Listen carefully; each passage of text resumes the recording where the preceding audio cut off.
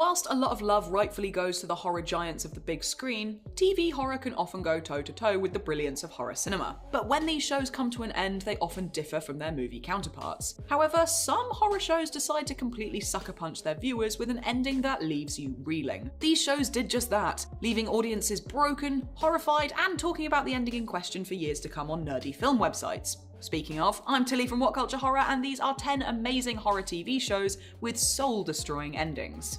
Number 10. Penny Dreadful. Penny Dreadful was a bloody homage to Gothic literature and its icons, including Dorian Gray, Victor Frankenstein, and Dr. Jekyll. Playing these fabled characters was a fantastic cast that included Eva Green, the late Helen McCroy, Simon Russell Beale, and Timothy Dalton. It was well loved and well received by critics. However, many were left feeling utterly dejected after the ending. The final season, which aired in 2016, was, for the most part, as excellent as the previous two, with the characters flung across the globe and leaving Green's character Vanessa to fend for herself, whilst being unknowingly courted by Dracula. Given that Vanessa spent much of the show being tormented, many expected that a happy ending wasn't exactly on the cards for her, but being unceremoniously shot by the man who swore he would always protect her? Huh? It was quite nice to see the other characters, including Frankenstein's creature, lovingly say goodbye, but it still felt like an abrupt and frustrating end to a series that had previously enthralled viewers. Loyal fans felt destroyed, betrayed, and thoroughly pissed off by the ending of Penny Dreadful, but the rest of the show still remains to be one of the best gothic horror shows on television. Number 9. Buffy the Vampire Slayer.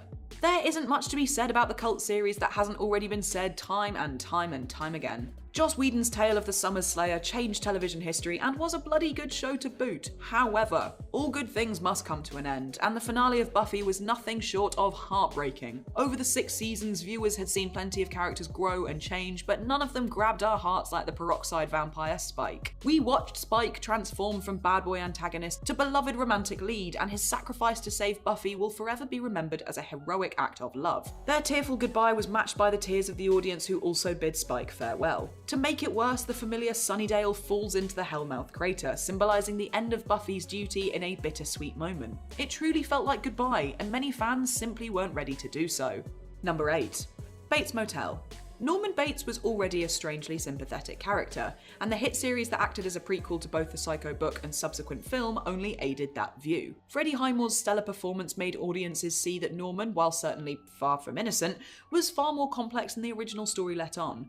His increasingly bizarre relationship with his mother Norma, played magnificently by Vera Farmiga, became something of a tragic love story. Knowing who and what Norman would become lurked in the background of the whole show, making his descent into madness feel sadly inevitable. Hence, his death and the fact that he was incredibly at peace with his demise was fitting. It felt like this was always going to be his fate, and Norman knew he wouldn't be able to live without his mother. This aspect of the show felt very Hamlet-esque, particularly the part about wanting to bang your own mum, and after everything that Norman had been through, it was a total gut punch to see him have such a tragic end. His last words, a rushed thank you to his own killer, hurt because viewers knew Norman couldn't survive without Norma, and could only really exist with her in his life.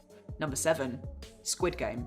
This show was quite popular, wasn't it? This dystopian survival horror from South Korea was tense, poignant, and deeply unsettling throughout, and given the grim tone of the entire series, viewers waited with bated breath to see the presumably horrible fates that would befall the main cast. Protagonist Sung Gi-hun has survived the horrific titular game, but after everything that happened to him whilst playing, his victory hardly seems worth it. The show jumps ahead 1 year to see Gi-hun unable to even touch the money he won, so utterly traumatized by the ordeal that he cannot bring himself to reap the benefits of his efforts. After losing most of the cast by now, audiences can't help but wonder, like Gi-hun himself, what the point of all of this was. When Oh Il-nam reveals it was simply entertainment for rich people, a bitter taste is left in our mouths. It only gets worse as we see that the game is still continuing, as desperation continues to push people to do the unthinkable. The last few moments of the final episode add to the intrigue and overall mystery, but viewers may have to prepare for the worst if the grim tone of the finale is anything to go by. Number 6. Dead Set.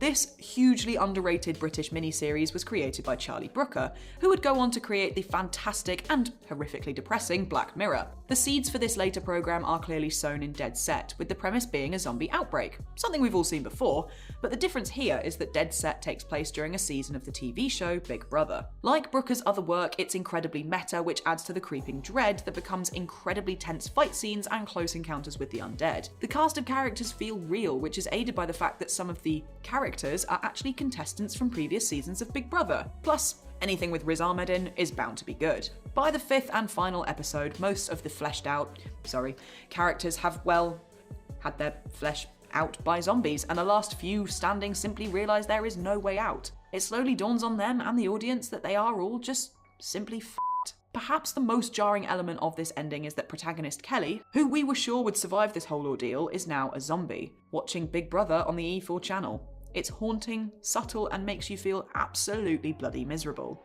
Number 5. Death Note.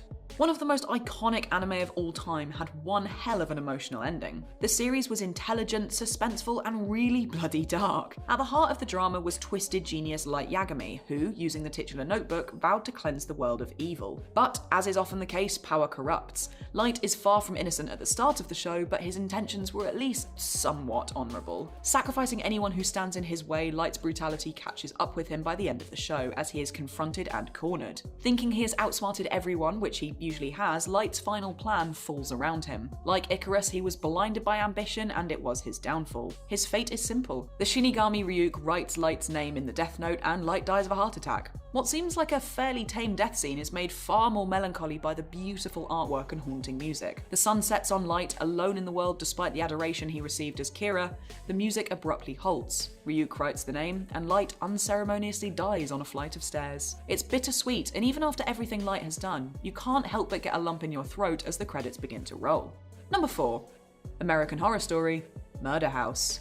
None of the American Horror Story seasons are renowned for being particularly jolly, but Murder House set the tone of the show way back in 2011. The first outing of the horror anthology series was dark, spooky, and filled with genuinely heartbreaking moments. The central family of the season, the Harmons, have a rough start to begin with, and it only gets worse once they move to Los Angeles. Ghosts, assault, murder, and more destroy their lives, and it leads to all of them ending up dead. It always hurts when the character you've grown to connect with and empathize with end with a horrible fate, but the horror doesn't just end with the Harmon clan. 3 years after the events of the season, Constance returns to the house to find her grandson Michael. He's far from a twee little toddler though, as he's covered in blood and he's murdered his nanny. Oh, and he's also the Antichrist. This morbid conclusion to an equally morbid show may be fitting, but the fact that the evil is only just beginning makes it very hard to swallow. Oh, and absolutely Tate.